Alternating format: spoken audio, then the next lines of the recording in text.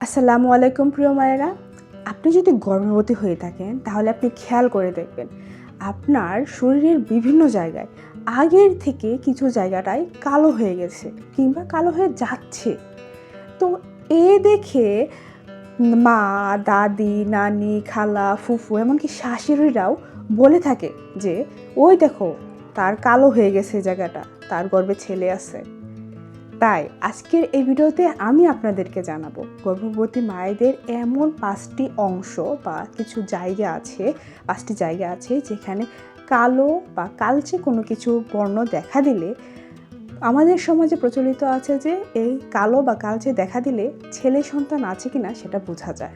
আর ভিডিওটা অবশ্যই শেষ পর্যন্ত দেখবেন, কারণ কি জানেন, এই ভিডিওটা শেষ পর্যন্ত দেখে অনেকেই আমাদেরকে কমেন্টে জানান যে আপু, আপনি যে সিমটমগুলোর কথা বলেছেন সেগুলোর সাথে সবগুলোই আমার মিলে গেছে।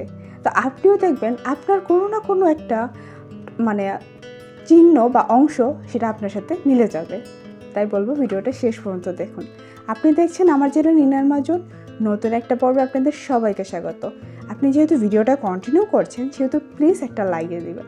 যদি নতুন হয়ে থাকেন তাহলে প্লিজ সাবস্ক্রাইব করে আমার চ্যানেলের পাশেই থাকুন। চলুন আর বকবক না করে মূল আলোচনায় চলে যাই। বিভিন্ন জায়গায় কালো হতে পারে সেটা বলেছি। তো প্রথমেই যদি বলি সেটা হচ্ছে প্রথম একদম পরিচিত এবং যেটা একদম কানেক্টেবল একটা লক্ষণ, সেটা হচ্ছে আপনার যে গলার চারপাশটা আছে সেটা কালো হয়ে যাওয়া। অনেক গর্ভবতী মারা লক্ষ্য করে থাকবেন যে আপনাদের গলাটা কালো হয়ে গেছে। যদি আপনি চেন পরে থাকেন বা ওড়না পরে থাকেন, সেটা যখন তুলবেন দেখবেন আপনার গলার এই অংশটা আছে না, এই অংশে কালো হয়ে গেছে। অথচ এটা কিন্তু আগে ছিল না, প্রেগনেন্সির পরে কিন্তু এটা হয়েছে। এটা দেখে তখন বাড়ির লোকেরাই বলে থাকে যে গলা কালো মানে তার গর্ভে ছেলে আছে। বিশেষ করে কি জানেন, যাদের গলা আগে কখনোই কালো ছিল না, তো হঠাৎ যখন তাদের গলাটা কালো হয়ে যায় তখন এই পরিবর্তনটা কিন্তু বেশ লক্ষ্য করার মতো। বাড়ির মানুষরাও কিন্তু সেটা লক্ষ্য করে। গলায় কালচে হওয়া এই লক্ষণটাকে খুব গুরুত্ব দেওয়া হয়। বিশেষ করে গর্ভবতী মায়েরা যখন গলা কালো হয়ে যায় সেটা তখন তারা প্রথমে বুঝতে পারে না, পরে যখন তার ছেলে হয় তখন এসে ঠিকই বলে যে আপু, আমি তখন বুঝতে পারিনি, আমার কিন্তু পরে ছেলে সন্তানই হয়েছে। দ্বিতীয় যে লক্ষণটি বোঝা যায় যে আপনার গর্ভে ছেলে আছে সেটা হচ্ছে আপনার গলায় কালো না, বগলের নিচে কালো দাগ। গর্ভাবস্থায় অনেক মাই বলেন যে আগে বগলে এত কালো ছিল না, কিন্তু ইদানিং খুব কালো হয়ে যাচ্ছে। তো মুরব্বীরা কিন্তু বলে থাকেন যদি বগল কালো দেখো তার মানে তোমার গর্ভে ছেলে আছে। যখন এই কথাটা আপনার বগল যে কালো সেটা স্পষ্ট হয়ে উঠছে, এটা যখন আপনি আপনার শাশুড়ি বা মাকে যখন বলবেন তখন তারাই কিন্তু বলে দিবে বগল কালো তার মানে নাতি আসছে নিশ্চয়। আরেকটা লক্ষণ হচ্ছে স্তনের চারপাশে নিপলের যে জায়গাটা আছে সেটা কালো হয়ে যাওয়া। এই লক্ষণটাকে অনেকে লজ্জায় বলতে চায় না বা শেয়ার করতে চায় না, এটা নিয়ে কোনো কথাই বলতে চায় না। কিন্তু জানেন কি, এটা কিন্তু খুব প্রচলিত একটা কথা, যেটা কিনা আপনার যদি স্তনের চারপাশটা কালো হয়ে থাকে তাহলে আপনার গর্ভে ছেলে আছে সেটা বোঝার উপায়। আপনি যদি গর্ভাবস্থায় দেখেন আপনার স্তনের চারপাশটা, বিশেষ করে নিপলের চারপাশটা আগের থেকে অনেক বেশি কালো হয়ে গেছে এবং সেই কালো রঙটা খুব স্পষ্ট, চোখে বাঁধার মতো, তাহলে আপনি বুঝতে পারবেন যে আপনার গর্ভে ছেলে রয়েছে। এছাড়া অনেক অভিজ্ঞ নারীরাও কিন্তু বলে থাকেন যে তাদের নিপল কালো, তাদের ছেলে সন্তানই হয়েছে পরবর্তীতে। অনেক আপু পরবর্তী কমেন্টে এসে অনেকেই বলে যে আপু, আমার ক্ষেত্রে এই লক্ষণটা একেবারেই মিলে গেছে। আর একটা লক্ষণ আছে, সেটা হচ্ছে পেটের মাঝখানে গাঢ় লাইন বা গাঢ় রং দেখা দেওয়া।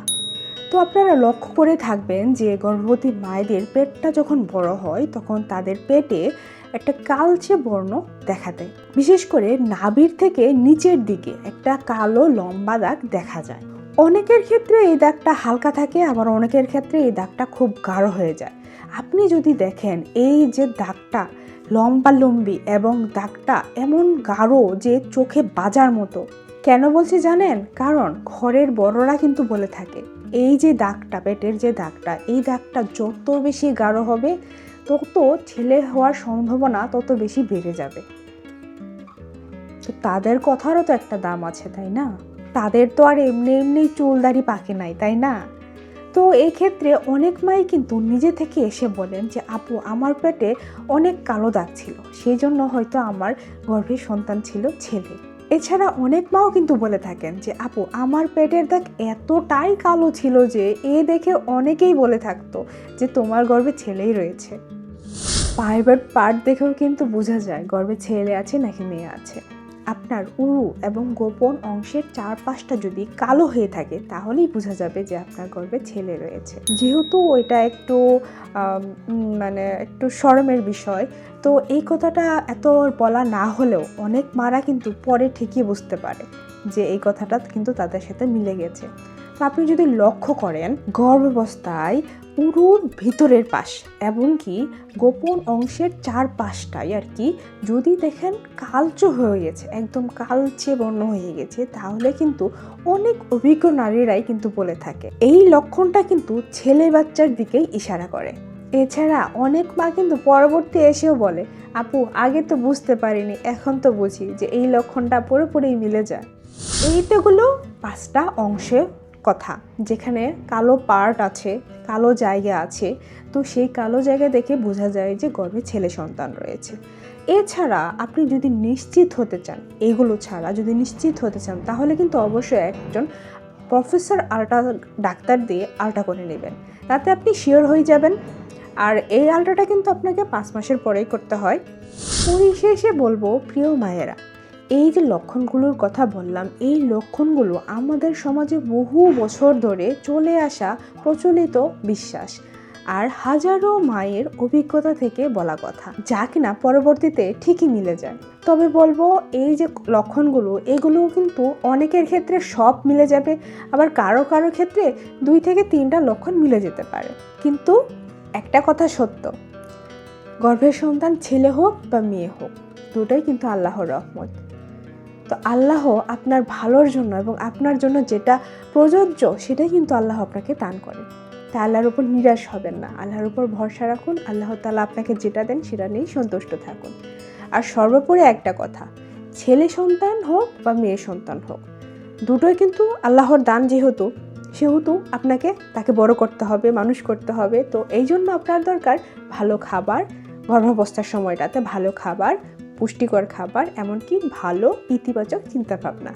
তাই বলবো আপনি পুষ্টিকর খাবার খাবেন, ইতিবাচক চিন্তা মাথায় রাখবেন। তো আশা করি আজকের ভিডিওটা আপনাদের ভালো লেগেছে। যদি ভালো লেগে থাকে তাহলে প্লিজ একটা লাইক দিয়ে দিবেন।